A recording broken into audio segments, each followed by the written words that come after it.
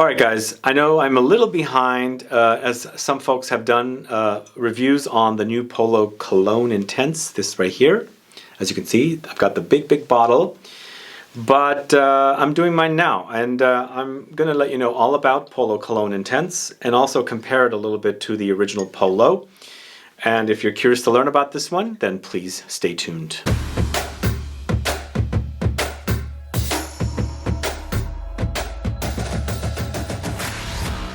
Thanks so much for tuning in. This is Sebastian with Smelling Great Fragrance Reviews.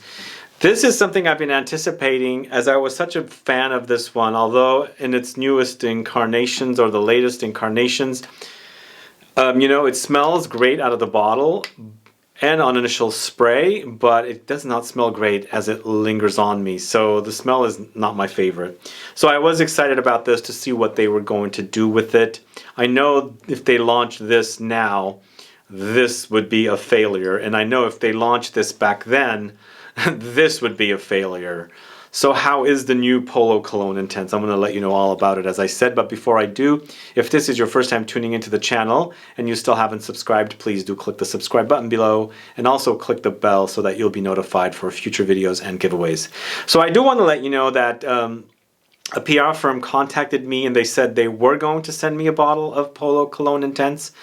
And I never got it, so I had reached out to them and said, I hope you guys are sending it. But I also found out at the same time Macy's was having a 15% off sale. So what do? Go right down the street and buy a bottle of the Polo Cologne Intense as Macy's was selling it. So I got it for about 15% off. So this was not sent to me. I purchased it myself. I'm not sure where the bottle was that they were going to send to me.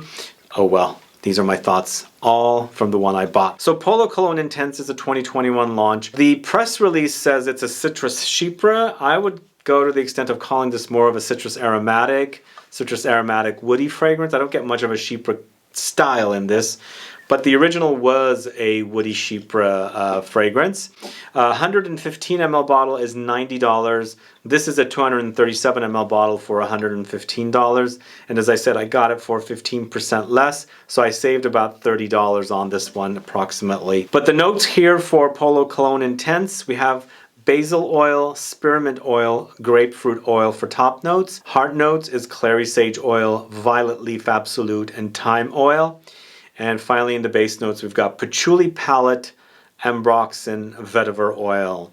Now that's the first time I'm hearing patchouli listed as notes in the notes breakdown as patchouli palette, but I'll take it. It sounds fun. So what do we get with this one? Well, I did mention in my haul video recently, it's nothing like the original, absolutely nothing. And I did say that if this was launched back then, this would be a failure and vice versa. Something about today's generation of noses is too sensitive to actually appreciate fragrances like this. So this is kind of its wimpy offspring of the original. And to me, it almost seems like it's an adopted offspring, right? Not necessarily an offspring of this, because for me, they're not using the notes in here. So I think the only note I see that's listed in here that's also here is the patchouli. Other than that, no. This one has pine, this one has leather, this one has tobacco. None of it exists here, at least from those more prominent notes as what this is. But with this one, it starts off with this huge blast of grapefruit. I feel like grapefruit is overwhelming in this, but a good overwhelming. You know, it's very fresh, zingy, slightly bitter, and it's pulpy as well. You experience the pulp of that grapefruit up top. I love this. As I say all the time, grapefruit is a popular note, and it's definitely full on here. Like literally you're experiencing lots of zingy grapefruit. Light touches of spearmint comes in with basil, but I get more spearmint here than I get basil, but it's lots of grapefruit along with the spearmint, kind of like a salad, you know, an aromatic and citrusy salad right off the start. It's very juicy experience, and I like that about this fragrance. And as I was saying in my haul video, I don't hate the fragrance. It's actually nothing like this. So if you're expecting to smell anything like this here, you're not going to. Heart notes is where it becomes really herbal aromatic. Lots of clary sage appears. Now, one thing I also notice here that I wasn't discovering in the PR because I did receive a PR what do you call it, release for this, and I was told I was getting a bottle with the PR release, but there was no mention of the violet leaf. So when I'm wearing the fragrance and violet leaf is really, really prominent here, and violet leaf has a watery kind of flowy kind of experience in fragrances. And in here, I get a very watery experience, especially in the heart notes when I'm experiencing the violet leaves absolute note. And violet leaves, to me, is, as I said, ozonic. So it's an ozonic fragrance to me. I have an ozonic experience, watery experience. And just imagine you cutting through, into a cucumber. When you look inside that, there's a kind of a pulpy, wet, watery kind of experience. It's really, really prominent here with this one. There's a crunchiness about it and a drippy, watery touch about this one, which is really prominent. So it's violet leaves, lots of violet leaves, with an even more amount of clary sage here is what you're experiencing here at the heart notes. And I'm enjoying it. It's a solid release, and I feel like this will be perfect for summer. To me, it's not a winter fragrance. It's very, very fresh. So I like that about it, and even if it's like a distant relative of the original Polo, I think it fits the current generation perfectly. But what also happens with the base notes is I'm getting lots of Ambroxan. The Ambroxan is here, and I think it's a trendy note. And here it kind of reminds me a little bit of Sauvage, a little bit, not too much. And along with Patchouli and some Vetiver, I think it rounds out the fragrance for a great wearing experience. The other thing that happens with this fragrance is it's ultra sharp and metallic. So metallic touches do come in along with that watery kind of ozonic qualities of the fragrance as well. Now, the thing is, it's not really a loud fragrance. Not what I was used to when I was wearing this from my dad. I remember this being beast mode. This is definitely not that. It doesn't have the density, and the fact that it has the ozonic watery touches, it's light. It's a light experience, and that's why I say it's a great fragrance to wear in the summertime, because it's just very, very fresh and uplifting. There's an invigorating touch about this one, and I think a lot of people want these kind of fragrances, especially nowadays with the stuff that we've gone through for the last year. You want something happy and uplifting, and a no-nonsense kind of a fragrance you can quickly grab and spray on and leave. Now, longevity with this one, and I don't usually talk about this stuff, but I think it's important to talk about it. It really wears very light and also transparent. The fact that it has the watery touches running throughout it, because it's ozonic, to me, it doesn't wear heavy. And that's why I keep saying it's perfect for summertime wear, because it is fresh and invigorating kind of a fragrance experience. Or also, I feel like those of you that don't like intense fragrances, I think this is the kind of fragrance that I think you would pull for. So those are my thoughts about this one. Don't expect beast mode with this. Don't expect something intense. Don't expect anything like the original Polo. I like what it is, but I feel like they've taken kind of the idea of Polo and perhaps combined it with a couple of other very famous designer houses. Let's say, for example, Bleu de Chanel from Chanel. And they're taking that grapefruit note that's prominent there, and then going to Dior, and they're taking the Ambroxan that's popular there and kind of adding their own twist. And kind of like, hinting a little bit at the original Polo, but not quite going there, and then giving us this new Polo Cologne Intense. And one more thing about this one, I'm going to tell you what exactly it says in the press release. It says, Carlos Benaim, the master perfumer of the original Polo Classic fragrance, collaborated with perfumer Pascal Guarin to develop the Chypre citrus by combining the fresh elegance of a cologne with the intensity and depth of a sophisticated Eau de Parfum, featuring a dynamic blend of notes. The thing is, the bottle and the box does not say Eau de Parfum whatsoever. So I can't really say that this is an Eau de Parfum. I don't know, but it says the intensity and depth of a sophisticated Eau de Parfum. So is it an Eau de Parfum? I don't really know, because nowhere on here it says it's an Eau de Parfum. On Macy's website it says Eau de Parfum. Wait, does it?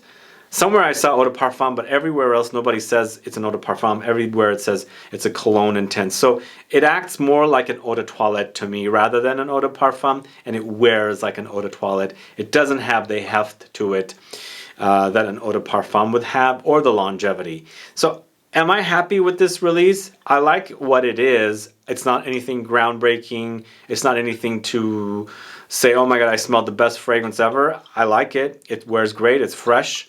It's invigorating, as I said. It's uplifting and zingy. I like the grapefruit in here, and that's pretty much it. And also the watery touches of the violet leaves, and that's pretty much it. Now, a little bit about the comparison with the original Polo Classic Green, or Polo Green Classic. This is created by Carlos Benaim, and it came out in 1978.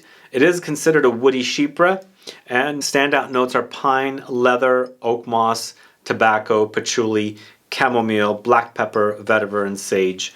So when I was very, very young, I used to grab not sprays but splashes from my dad, because he had a bottle that you can actually, you know, splash like that.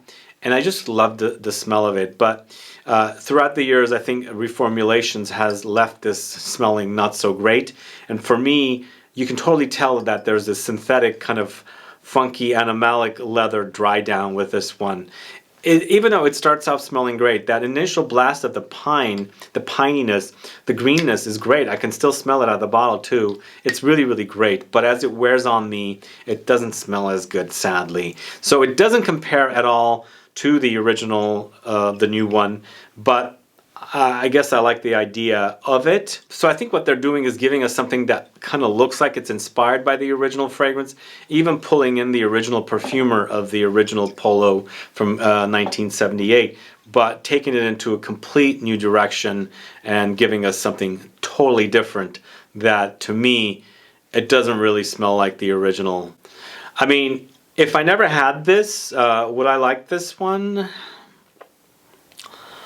I don't know. I mean, with my current taste and what I like, I think this is not something I would gravitate towards quite a lot.